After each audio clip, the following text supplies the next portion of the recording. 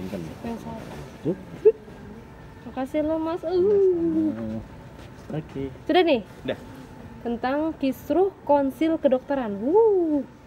Beklah. Bismillahirrahmanirrahim. Organisasi profesi dokter sepertinya tak jua sekata dengan istana. Pandemi membuat perbedaan jalan kian ketara saat berbagai usul ikatan dokter rupanya hanya menjadi catatan penguasa semata. Pun saat istana melantik pejabat baru dalam Konsil Kedokteran Indonesia. Nama-nama ini disebut-sebut tak melibatkan organisasi profesi dalam pembujukannya. Mengapa?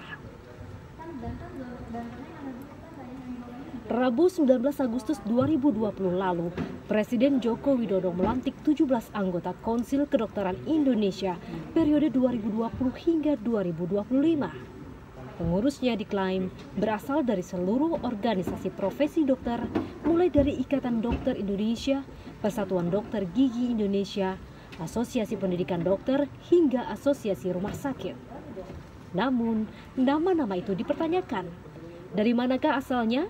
Sebab belasan nama anggota KKI yang dipilih bukanlah yang diusulkan organisasi ataupun asosiasi profesi. Padahal usulan dari organisasi ataupun asosiasi itulah yang semestinya menjadi bekal Menteri Kesehatan mengajukan kandidat ke Presiden sesuai amanat pasal 14 Undang-Undang Nomor 29 Tahun 2004 tentang praktik kedokteran. Seakan sadar bakal menuai protes, Kementerian Kesehatan pun bergegas menangkis keberatan yang disampaikan organisasi dan asosiasi profesi kedokteran itu. Dalihnya, nama-nama yang diajukan organisasi dan asosiasi itu seluruhnya dinilai tak memenuhi persyaratan sebagaimana diatur undang-undang. Usut punya usut, aturan baru soal pengusulan calon anggota KKI itu disebut-sebut telah lebih dulu diterbitkan yang memungkinkan sang menteri menempuh jalan pintas ke istana. Kisruh pengangkatan anggota Konsil Kedokteran mungkin tak akan terjadi bila KKI tak memiliki fungsi strategis.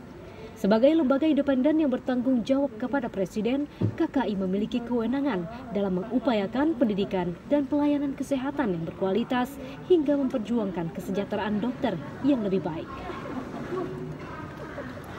Sengkarut yang mengiringi pelantikan belasan anggota baru KKI kini malah ikut mengapungkan langkah manuver sang menteri perihal pengusulan nama-nama itu.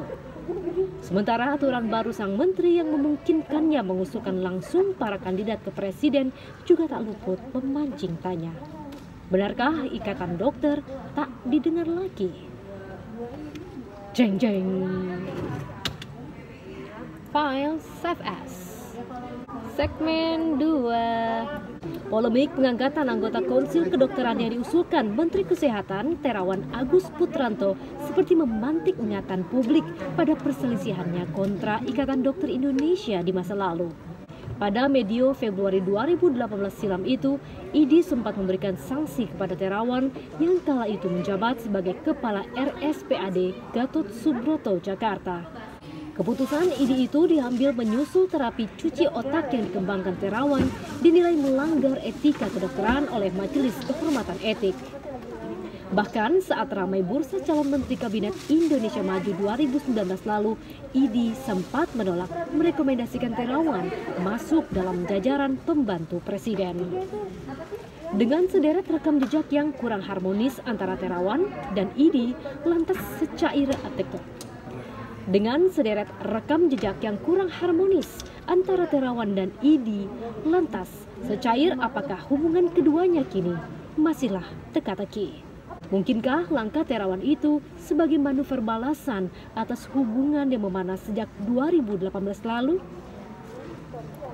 Benar bahwa keanggotaan KKI butuh penyegaran dan itu harus dilakukan. Apalagi tugas dan fungsi KKI krusial seperti penetapan standar pendidikan kedokteran hingga registrasi dokter.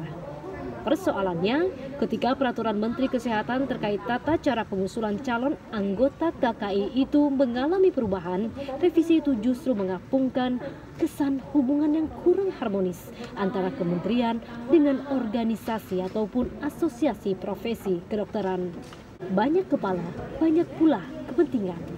Tapi itu bukan berarti pembenaran untuk menjadikan kualitas pendidikan dan pelayanan kesehatan sebagai ajang adu gengsi para Allahu Akbar. Banyak kepala, banyak pula kepentingan. Tapi itu bukan berarti pembenaran untuk menjadikan kualitas pendidikan dan pelayanan kesehatan sebagai ajang adu gengsi para pemangku kepentingan. Jeng jeng.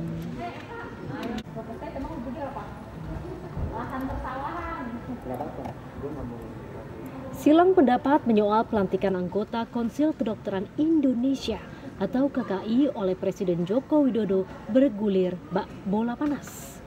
Sekali lagi, keberatan yang diutarakan 7 organisasi dan asosiasi profesi kedokteran itu lebih kepada proses pengusulan calon anggota KKI oleh Menteri Kesehatan yang dituding menabrak aturan. Bagaimanapun, perselisihan itu harus segera disudahi, sebab bukan tidak mungkin bola panas itu akan menyasar kemana-mana. Tak kala usulan sederet nama yang diajukan kepada Menkes hanya bertepuk sebelah tangan, baik ID, PDGI maupun organisasi dan asosiasi profesi kedokteran lainnya itu merasa pantas kecewa. Padahal nama-nama yang mereka ajukan diklaim telah dipersiapkan dengan sungguh-sungguh dan bukan asal tunjuk. Penyelesaian konflik ini diakui tidaklah semudah membalikkan telapak tangan. Saat ini dibutuhkan kebesaran hati masing-masing pihak untuk berpikir jernih agar suara yang padu nanti mampu menempatkan kembali marwah KKI. Sebab bila konflik ini dipelihara, yang ada malah kian menambah kebekuan persoalan. Sudah semestinya bila pejabat publik mengutamakan kepentingan rakyat di atas kepentingan pribadi atau golongan. Apalagi undang-undang juga berpesan bahwa setiap orang mempunyai hak dalam sektor. Apalagi undang-undang juga berpesan bahwa setiap orang mempunyai hak dalam memperoleh pelayanan kesehatan yang aman, bermutu, dan terjangkau. Rakyat pun menaruh harapan